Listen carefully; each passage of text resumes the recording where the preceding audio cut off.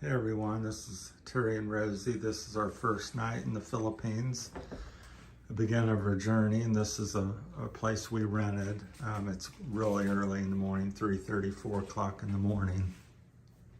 We gotta be at, kids are coming over to pick us up, and we're heading towards the airport about 5. So just wanted to share, give you an update on our journey here. So we're started off with this is a place we got, and this was nearly 2,000 pesos, about 1,900 pesos.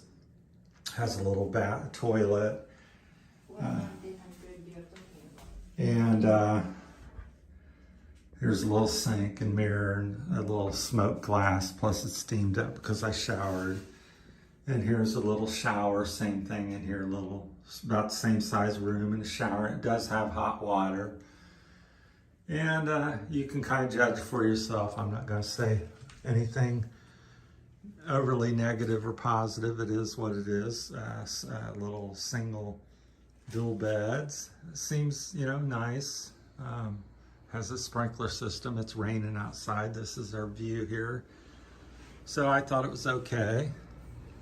So it's raining out again. It's rained in every city since we come over here. So this is kind of a suburb of Manila. So Manila it's a very big city, and so there's big fancy tall buildings when you get into town and the expensive side. But this is where we stayed tonight, and this is our view out our window. I guess we're on the second story, maybe third. I believe it's second. So this is like the suburbs of Manila. The airport's over that way, with the bright lights somewhere over that way, I believe, where we flew in. So kids brought us over here and set us up here. So I had a little TV. So I believe it's Sunday the 15th. Don't quote me on that because it's such a time change, because I believe we went 12 hours into the future. So we went from leaving on Friday, arriving here Saturday night actually, but we only traveled 15 hours. So yeah, it's like time warp slingshot, but we're getting ready to go out because we haven't quite finished. We got to go to Iloilo this morning. Our flight's, I think, around 8 o'clock. So that's our last leg of the journey as far as a plane ride. And we're going to go over, finish that off. Like I said, be at the airport here around 5:30, 6 o'clock, hopefully, and get in line, get everything done, and get on the plane around 8 and go over to Iloilo. And then the kids have arranged a vehicle of some sort to pick us up and take us back to the house. So I guess it may be the rainy season or what they would call winter, but I'll share a little bit of my personal experience, how I felt, my initial feeling of just day one. Keep in mind I'm exhausted. I've not slept in a couple days, hardly. Everything's new to me. We're getting here at 10, 11 o'clock at night, and this is what I see. So initially flying in, I'm nervous and excited. The plane lands. I'll kind of share my story up to this point after being here less than 24 hours. Like I said, this is essentially, we've only been here 6 hours, less than 6, because we didn't get over here till about midnight. I'll talk while we look out the window here. We didn't get over here to this little hotel motel till about midnight, and then we're up here again at 3, 4 in the morning. Getting ready to leave. It's now 4:30, and it's raining. My phone says 4:30, so I don't know what the actual time, because I don't know if it's keeping up with the time here. It seems to be pretty close, because when it was getting dark, it seemed to be the correct time, so it's got to be close. Anyhow, it's showing 4:30 right now in the morning, and it's dark out. And the kids are supposed to come over around 5 if we're all on the same page. So just then. But when I landed on there on the plane landed at the airport, Manila International Airport. I don't know if that's the name of it, but you land in Manila, and you get off the plane, and first thing that hit me was just the warm weather. I mean, it was like a sauna, like somebody left the shower on in the wintertime for 15-30 minutes, and it was really warm and feeling. So I actually liked that. And then we walked through the terminal, and there's lots of people. And I got a little thing I thought was, positive on, real positive on that. When we left America in Dayton, Ohio, at the Dayton International Airport, I'm just going to keep looking at the window here. We might move it around, but we were really scrutinized, and we had to go in and out of line because this wasn't quite right, and I think we just had a bad agent assisting us.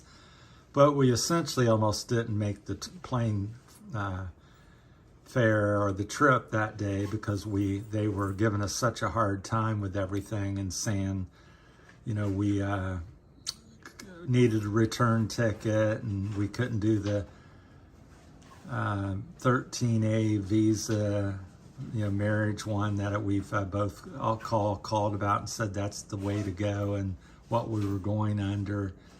Finally, another agent, after the one left that was giving us a hard time, stepped in and corrected everything, and we were able to make the flight. Now back to the story about coming here. So we get off in Manila. It's the state capital of the Philippines. It's as nice as a city as anything in the world, really. It's very modern, has nice things. So we get off there, and we're going up to this line, and there's hundreds of 200-300 people at least in this line. And so another Philippine security agent or airport agent comes up to us and says to Rosie, "You're Filipino.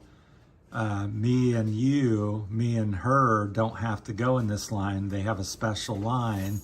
So they funneled us over to this other line. They had at least a dozen tellers, and we were in and out of there, and I was through the gate, being an expat, within 5 minutes. Hardly any checking. They checked, but just breezed you through. They checked the ticket. They checked your vaccine status or whatever. But very quick, very professional, very courteous.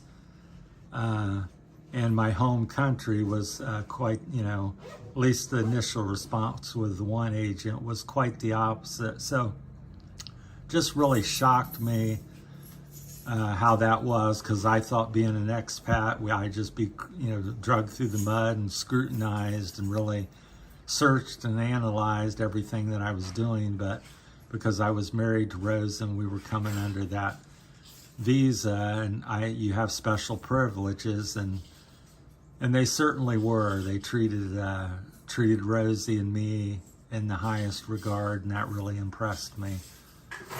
And I hope that, and I believe that's just the start over here with impressive things. So then we got to the airport gates, and her daughter and her friend was there, and they were just as cute as can be, and helpful. Juliet actually paid for my ticket on the cab fare to come over to the hotel. She arranged this and found this place for me. And again, that's so refreshing where you come from, in the United States, and my experiences over there, it's like pulling teeth to get friends and family a lot of times. I've gotten help, but it's over here, just they go over and above and beyond.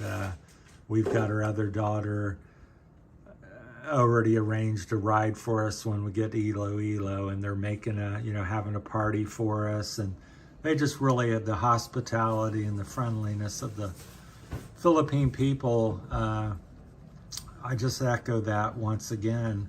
And I've only been in the country 4 or 5 hours now. So very impressed with that. And this, you know, like I said, Manila's really modern. I was expecting to see jeepneys here.